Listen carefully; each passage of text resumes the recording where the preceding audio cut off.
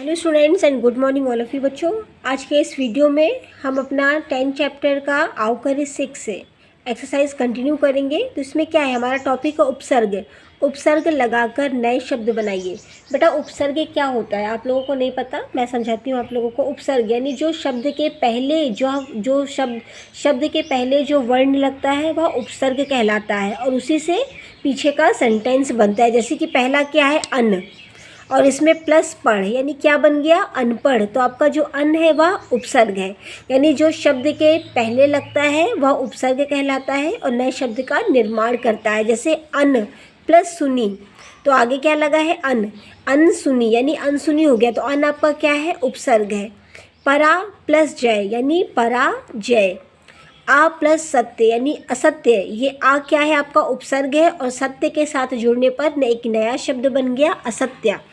We plus जय यानी विजय, तो वी क्या है, यह उपसर्ग है जो शब्द के आरंभ में लगता है और शब्द का रूप परिवर्तित कर देता है। अगर सिर्फ जय है तो क्या कहलाएगा, जय। जय की मीनिंग होती है जीतना, पर वी अगर आगे उपसर्ग लग गया तो क्या हो गया, विजय।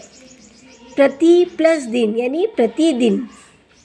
प्रा भी आपका उपसर्ग है। प्राह प्लस गति यानी प्रगति, यानी शब्द के आरंभ में लगने वाला वर्ण उपसर्ग कहलाता है। वी प्लस ज्ञान यानी विज्ञान, वी आपका क्या है, उपसर्ग है, यानी जो शब्द के आरंभ में लगता है वह क्या कहलाता है, उपसर्ग कहलाता है। अब नेक्स्ट टॉपिक में हम पढ़ेंगे प्रत्यय लगाकर नए शब्द बनाइए। जो शब्द के अंत में लगता है वह प्रत्यय कहलाता है। जिस प्रकार उपसर्ग शब्द के आरंभ में लगकर यानी स्टार्टिंग में लगकर एक नया शब्द बनाता है, उसी प्रकार जो प्रत्यय होता है वह शब्द के अंत में लगता है और एक नए शब्द का निर्माण होता है। जैसे निपुण, निपुण है और प्लस ता यानी ता लग गया तो क्या हो गया, निपुणता। ओके, तो ता आपका क्या है, ता हमारा प्रत्यय है। फुसफुस प्लस आहट यानी फुसफुसाहट, तो आहट आपका क्या है, आहट आपका प्रत्यय है। बोलना प्लस वाला यानी बोलने वाला, तो वाला क्या है, ये आपका प्रत्यय जो लास्ट में लगा हुआ है। दुकान प्लस दार यानी दुकानदार, तो जो आपका दार वर्ड है यह क्या है, प्रत्यय है। शिल्प प्लस कार यानी शिल्पकार, कार आपका क्या है, प्रत्यय, तो शिल्पकार नया शब्द बना। सात प्लस वा क्या है, ये प्रत्यय यानी सातवा। कृपा प्लस लू आपका क्या है, प्रत्यय यानी कृपालु। मीठा प्लस ई यानी मिठाई, तो आपका प्रत्यय यहाँ पर क्या है, ई है यानी मिठाई। ओके स्टूडेंट्स, अब देखते हैं पेज नंबर 59। आओ करे 7, आ उपसर्ग से नए शब्द बनाकर लिखिए। मैंने आपको क्या बताया था, उपसर्ग वह शब्द होता है, उपसर्ग वह होता है जो शब्द के आरंभ में लगकर शब्द का रूप परिवर्तित कर देता है। जैसे कि यहाँ पर लिखा है असत्य, अगर हम आ को हटा दें, आ क्या है, उपसर्ग है, और अगर आ को हटा दिया जाए तो ये कौन सा शब्द बनेगा, सत्य। सत्य मीन्स क्या होता है, सच, है ना।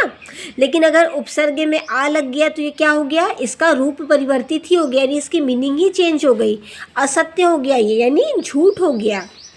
तो ऐसे हमें नए 3 शब्द बनाने हैं, अज्ञान, अज्ञानी और अशांति। यानी शब्द के आरंभ में लगने वाला शब्द उपसर्ग कहलाता है। तो आप कोई भी और नए शब्द बना सकते हो। मैंने अज्ञान बनाया बेटा, आप कुछ और भी बना सकते हो, ओके, लेकिन स्टार्टिंग में आ होना चाहिए। आप ऐसे नए कोई भी 3 शब्द बना सकते हो। सेकंड है दार प्रत्यय से नए शब्द बनाकर लिखिए। जैसे कि हमारे सामने हवलदार, ओके, तो जो शब्द के अंत में लगता है वह क्या कहलाता है, प्रत्यय कहलाता है, यानी स्टार्टिंग में लगने वाला उपसर्ग कहलाता है और लास्ट में लगने वाला यानी अंत में लगने वाला आपका प्रत्यय कहलाता है। तो हवलदार। अब हम 3 नए शब्द बनाएंगे जो लास्ट में दार आना चाहिए, दुकानदार यानी शॉपकीपर। लेनदार, लेनदार यानी जिससे हम सामान लेते हैं। कर्जदार, जिनसे हम कर्जा लेते हैं, उनको क्या, जो हमारे कर्जदार उनको बोलते हैं जो हमसे कर्ज लेते हैं, यानी क्या हो गया, कर्जदार। ओके स्टूडेंट्स, आपको समझ में आ गया। अब देखो, प्रिय विद्यार्थियों, मैं घर से विद्यालय तक आने की आपकी यात्रा के बारे में जानना चाहता हूँ। अपने घर से विद्यालय तक के रास्ते का अनुभव बताइए। आपको रास्ते में क्या क्या दिखता है, क्वेश्चन। ये आपको सेल्फ करना है, ये आपका होमवर्क है। आप रास्ते में किस किस से मिलते हैं, ओके? आपको रास्ते में क्या क्या परेशानी होती है और आपको रास्ते में किस तरह व कैसे मज़ा आता है। तो स्टूडेंट्स, ये क्वेश्चन आपको सेल्फ करना है, क्योंकि आपको रास्ते में क्या परेशानी होती है ये तो आप खुद ही बताओगे ना, कोई अगला नहीं बता सकता। आपको रास्ते में किस तरह व कैसे मज़ा आता है ये भी आप ही बताओगे। स्टार्टिंग में आपके रास्ते में आपको क्या क्या दिखता है, आप रास्ते में किस किस से मिलते हैं, यानी आप जब आते हैं अपने घर से, यानी क्वेश्चन कैसे करना है बेटा, जब आप अपने घर से अपने विद्यालय की दूरी तय करते हो तो आपके रास्ते में कौन कौन मिलता है, आप किस किस से मुलाकात करते हो, किस किस टाइप की बातें होती है यानी आपके बीच, और आपको विद्यालय से घर आते हुए, घर से विद्यालय आने में क्या क्या परेशानी होती है, आपको रास्ते में किस तरह व कैसे मज़ा आता है। तो ये सारी चीज़ें आप ही बताओगे, अगला तो नहीं बताएगा। तो ये आपका होमवर्क है जो आप सेल्फ करोगे स्टूडेंट्स। अब हमारा नेक्स्ट टॉपिक है सोचो और लिखो, यानी यात्रा वर्णन, यात्रा वृत्तांत, यानी यात्रा वर्णन, अपनी यात्रा के बारे में बताना। यात्रा से संबंधित अनुभवों का लेखन यात्रा वर्णन कहलाता है, ओके? यात्रा वर्णन क्या कहलाता है, जो यात्रा से संबंधित हम लेख लिखते हैं उन अनुभव को, वह यात्रा वर्णन यानी यात्रा वृत्तांत कहलाता है। इसमें यात्रा से संबंधित अनुभवों के अलावा अन्य जानकारियों को शामिल किया जाता है, ओके? यानी यात्रा वर्णन किसे बोलते हैं, अगर मान लो हम कहीं जाते हैं, टूर पे गए किसी के साथ, अपनी फैमिली के साथ, तो उस यात्रा से संबंधित पूरी बातें जो हम लिखेंगे वह कहलाता है यात्रा वर्णन। तो आप भी कहीं ना कहीं गए होंगे ना, अपने पेरेंट्स के साथ गए होंगे, अपने फ्रेंड के साथ गए होंगे, या अपने स्कूल लाइफ में अपने टीचर्स के साथ गए होंगे, तो उस अनुभव को आपको शेयर करना है और उसके बारे में एक लेख यानी एक नोट तैयार करना है। उसी नोट को, लेखन को हम यात्रा वर्णन कहते हैं। हमारा नेक्स्ट है आओ करें एक, दिए गए प्रश्नों के उत्तर देते हुए एक यात्रा वर्णन अपनी कॉपी में लिखिए, ओके?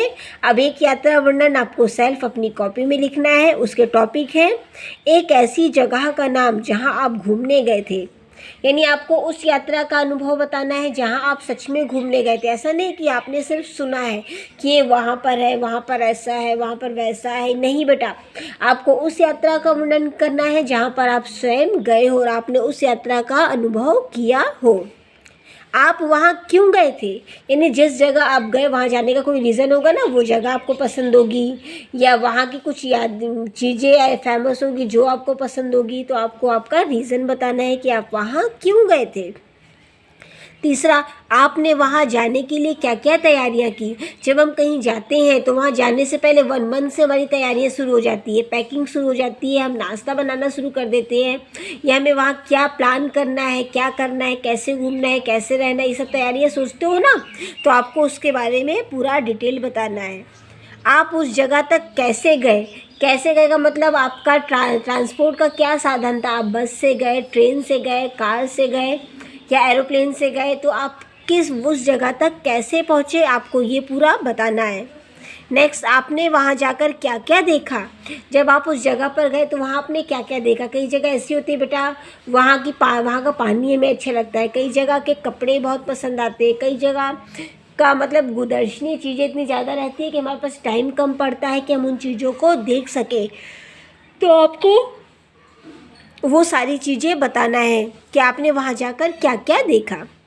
नेक्स्ट है, आपने वहाँ पर क्या क्या खाया। जाते हो तो कुछ ना कुछ खाते हो ना, ऐसा तो है नहीं कि भूखे रहते हो। जब हम कहीं जाते हैं तो हम इतना तो लेके जा नहीं सकते बेटा कि अगर हम 3 दिन का सामान भी, मटेरियल भी अपने पास रख लें, वो सेफ़ नहीं रहेगा, वो ख़राब हो जाएगा। तो वहाँ जाकर जहाँ हम जाते हैं जिस जगह पर, वहीं का हमें खाना पड़ता है। तो वहाँ आपने क्या क्या खाया, आपको ये भी शेयर करना है। आपको वहाँ जाकर कैसा लगा, क्यों, यानी आप जिस जगह पर गए वहाँ जाकर आपको कैसा लगा, आपको यह बताना है। और आप क्यों गए, मतलब कैसा लगा और क्यों लगा, दोनों रीज़न आपको देना है। अब नेक्स्ट है आओ जुड़े। आप अपनी यात्रा से जुड़ी यादों को कैसे सहेजते हैं। अपने अनुभवों को सहेजने का एक सशक्त माध्यम तस्वीर है। यादों का पिटारा। हम अक्सर अपनी यादों को तस्वीरों में कैद कर सहेजते हैं। अब आप ऐसी ही कुछ यादों और तस्वीरों का एक पिटारा अभ्यास पुस्तक में तैयार कीजिए और याद का एक हिस्सा अपनी तस्वीर के सामने लिखिए। ओके स्टूडेंट्स, आज के इस वीडियो में हमारा चैप्टर 10 कंप्लीट हो गया बेटा। मैंने आपको समझाया, फिर भी अगर आपको कोई डाउट है तो आप मुझसे क्लियर पूछ सकते हो। अपने नेक्स्ट वीडियो में हम हमारा नेक्स्ट चैप्टर स्टार्ट करेंगे। जो भी वर्क आपको करवाया गया बेटा, आप उसे कंप्लीट कर लीजिएगा students. Okay students, and good day बेटा।